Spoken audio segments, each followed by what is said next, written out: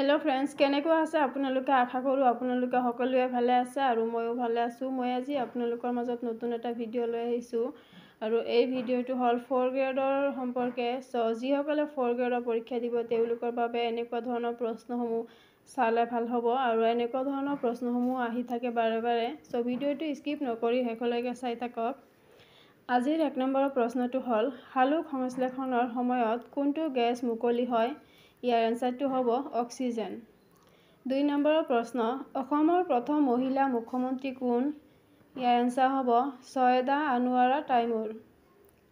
3 নম্বৰৰ প্ৰশ্ন অন্ধ্ৰ প্ৰদেশ ৰাজ্যৰ ৰাজধানী কি? ইয়াৰ এনসাৰটো হ'ব অমৰাৱতী।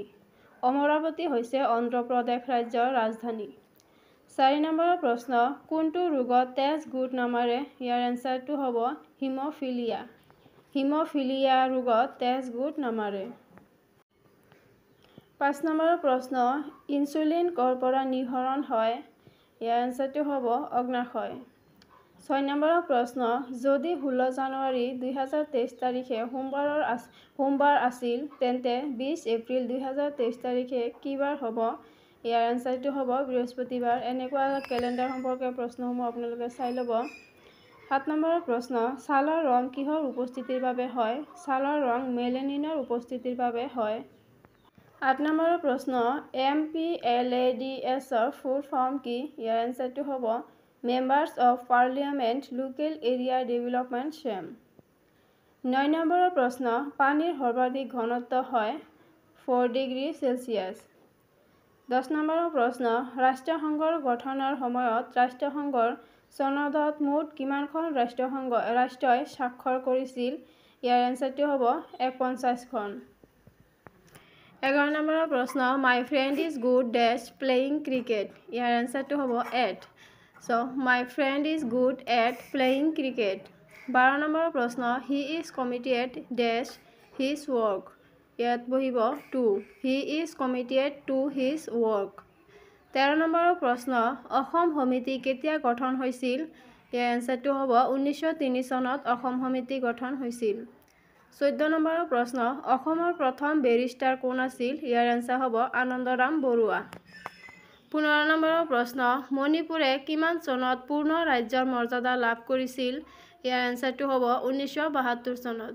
16 নম্বৰৰ প্ৰশ্ন ৰেজিয়া চুলতানা কোনটো ৰাজবংশৰ শাসক আছিল? ইয়াৰ এনসাৰটো হ'ব দাস ৰাজবংশৰ। 17 নম্বৰৰ প্ৰশ্ন পাকিস্তানৰ মুদ্ৰাৰ নাম কি? ইয়াৰ এনসাৰটো হ'ব পাকিস্তানী ৰুপী। 18 নম্বৰৰ প্ৰশ্ন মধুপুৰ বহুদূৰ কাৰ ৰচনা? এইটো হ'ব শিলভদ্ৰ। শিলভদ্ৰৰ মধুপুৰ বহুদূৰ ৰচনা কৰিছিল।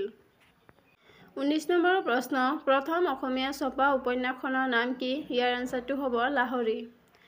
20 নম্বৰৰ প্ৰশ্ন শ্ৰীকৃষ্ণৰ পিতৃৰ নাম কি আছিল? বাসুদেৱ। 21 নম্বৰৰ প্ৰশ্ন মাধৱদেৱ কলাক্ষেত্ৰ অসমৰ কোনখন জিলাত অৱস্থিত? ইয়াৰ এনসাৰটো হ'ব লখিমপুৰ জিলাত। 22 নম্বৰৰ প্ৰশ্ন মুদ্ৰাবিহীনভাৱে বয়-বস্তুৰ ব্যৱসায়ৰ পুৰণি প্ৰথাটো কি আছিল? ইয়াৰ এনসাৰটো হ'ব বিনিময় প্ৰথা। 29 ছেপ্টেম্বৰত যিটো পৰীক্ষা হৈছিল 3rd গ্ৰেডৰ সেইটো তেনেকুৱা এটা প্ৰশ্ন আহিছিল। সো ভিডিঅ'ৰ মুদ্ৰা সম্পৰ্কীয় প্ৰশ্নসমূহ চাই ল'ব আপোনালোকে ভালদৰে। 23 নম্বৰৰ প্ৰশ্ন চুনামি ক'ত হয়? চুনামি মহাসাগৰত হয়। এনেকুৱা ধৰণৰ প্ৰশ্ন আহিছিল 15 ছেপ্টেম্বৰত যিটো 3rd গ্ৰেডৰ পৰীক্ষা হৈছিল সেইটো পৰীক্ষাত। সো আপোনালোকে ভালদৰে চাই ল'ব। 24 নম্বৰৰ প্ৰশ্ন অসমৰ প্ৰথম ৰজা কোন আছিল? ইয়াৰ এনসাৰটো হ'ব চুকাফা। 25 নম্বৰৰ প্ৰশ্ন চাৰ্কৰ মুখ্য কাৰ্যালয় ক'ত অৱস্থিত? ইয়াৰ এনসাৰটো হ'ব কাঠমাণ্ডু। 26 নম্বৰৰ প্ৰশ্ন কোনখন দেশত সৰ্বপ্ৰথম পণ্য ও সেৱা কৰ GST ৰূপায়ণ কৰা হৈছিল? ইয়াৰ এনসাৰটো হ'ব ফ্ৰান্সত 1954 চনত। 27 নম্বৰৰ প্ৰশ্ন বৰুৱা পদত প্ৰথমে অধিষ্ঠিত হোৱা ব্যক্তিজন কোন আছিল? ইয়াৰ এনসাৰটো হ'ব মোমাই তামুলী। 28 নম্বৰৰ প্ৰশ্ন সাৰথি পুথিখন কোনে ৰচনা কৰিছিল? ইয়াৰ এনসাৰটো হ'ব সত্যনাথ বৰা। 29 নম্বৰৰ প্ৰশ্ন অস্তৰাক উপন্যাসৰ লেখক কোন? এইটো হ'ব হোমেন বৰগোহাঁই। হোমেন বৰগোহাঁই অস্তৰাক উপন্যাস লিখিছিল। 30 নম্বৰৰ প্ৰশ্ন অসমৰ গীতিকবি নামেৰে কাক জনা যায়? ইয়াৰ এনসাৰটো হ'ব পাৰ্বতী প্ৰসাদ বৰুৱা।